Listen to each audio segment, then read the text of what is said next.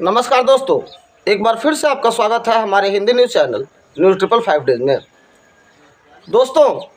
कल 28 नवंबर 2023 था और कल का दिन जो है वो बिहार के राजनीति में अगर देखा जाए तो एक टर्निंग पॉइंट भी साबित हो सकता है। और कहीं ना कहीं, जी हाँ, आप सही समझ रहे हैं, मैं बात कर रहा हूँ राष्ट्रीय लोक जनशक्ति पार्टी रामविलास के स्थापना दिवस के मौके पे लोगों का जो हुजूम दिखा उसके बारे में। दोस्तों, एक तरफ तो मैं हमेशा आप लोगों को बताते रहा हूं कि आने वाले समय में जो पार्टियां हिंदुत्व को आगे लेके चलेंगी और हिंदू राष्ट्र की तरफ चलेंगी, आने वाले समय में भारत जैसे देश में उनका भविष्य उज्जवल होगा। और सही निशाना लगाया लोक जनशक्ति पार्टी रामविलास ने और राष्ट्रीय अध्यक्ष चिराग पासवान जी ने पूरी तरह से अपने को एक हिंदूवादी सरकार के रूप में चेहरे को लोगों के सामने रखने में सफल हुए हैं। और जिसका प्रमाण आपने देखा कि कल राष्ट्रीय लोक जनशक्ति पार्टी रामविलास के स्थापना दिवस के मौके पर पटना का बापू सभागार ही नहीं, समझिए तो पूरा पटना एक तरह से पट गया। साथ में बहुत बड़े बड़े दिग्गज भी इस मंच पर दिखे, जिसमें राष्ट्रीय लोक जनशक्ति पार्टी रामविलास के संसदीय बोर्ड अध्यक्ष हुलास पांडे जी भी दिखे और लोगों का ये हुजूम देखकर वो अब बहुत खुश नजर आए। साथ में प्रदेश अध्यक्ष राजू तिवारी के साथ वैशाली की सांसद वीना देवी भी उपस्थित रहीं और उन्होंने भी लोगों के इस हुजूम का स्वागत तहे दिल से किया।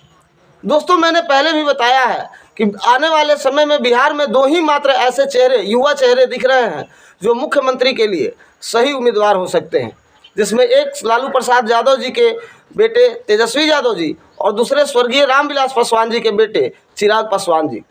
आने वाले कुछ समय में चिराग पासवान जी की लोकप्रियता जिस हिसाब से बढ़ी है, ये लोगों को देखने और जानने और काबिले तारीफ है, क्योंकि आने वाले समय में और विगत ये कुछ समय में युवाओं की पसंद के रूप में चिराग पासवान अपने को स्थापित करने में सफल हुए हैं। वहीं दूसरी तरफ तेजस्वी यादव जी ने भी अपना एक रुझान क्लियर कर दिया है कि जब से वो आरजेडी में आए, आरजेडी में एक पावर में आए हैं, तब से मुस्लिम जो है उनसे नाराज़ दिख रहे हैं। मतलब कहीं ना कहीं उन्होंने भी अंदरूनी तौर पे हिंदू राष्ट्र और हिंदुत्व के ऊपर एक मोहर लगाई है, लेकिन खुलकर सामने ना आने के कारण अभी इन बातों में थोड़ा सा अलगाव दिख रहा है। लेकिन एक चीज़, कल के रैली के बाद, कल की स्थापना दिवस समारोह के बाद बापू सभागार में जो भीड़ हुई और जो लोगों का हुजूम देखा, उसके बाद कहा जा सकता है कि आने वाले समय में ये इनकार नहीं किया जा सकता कि चिराग पासवान बिहार के भावी मुख्यमंत्री बन जाए।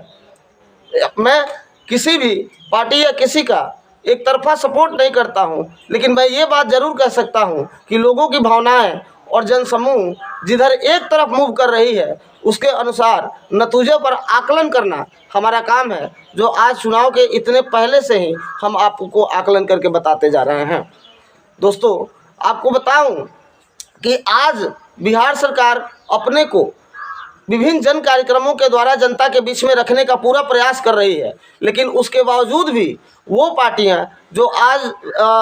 मौजूदा सरकार की विरोधी पार्टी, विपक्ष में बैठने वाली पार्टी बीजेपी के साथ है, और उनके स्थापना दिवस समारोह में अगर इतनी भीड़ होती है तो एक बार सबका माथा ठनकना चाहिए और सबको ये देखना चाहिए कि आने वाले समय में लोक जनशक्ति पार्टी रामविलास जो है वो बीजेपी के साथ मिलकर ऐसा ना हो कि बिहार में सरकार बनाकर और सत्ता पर काबिज हो जाए।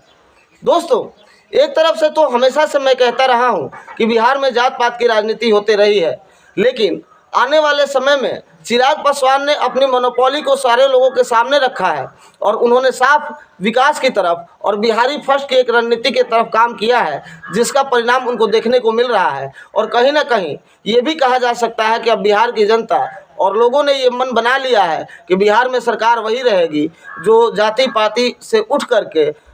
विकास की बात करे, रोजगार की बात करे और बिहारियों के खोए हुए सम्मान को वापस दिलाए।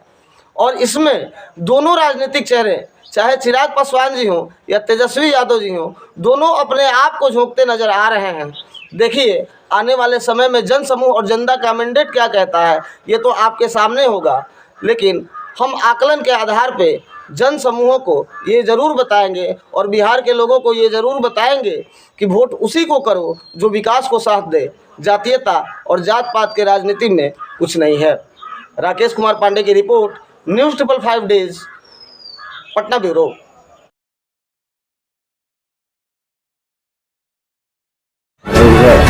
राकेश कुमार पांडे की रिपोर्ट, न्यूज़ 555 डेज, पटना ब्यूरो।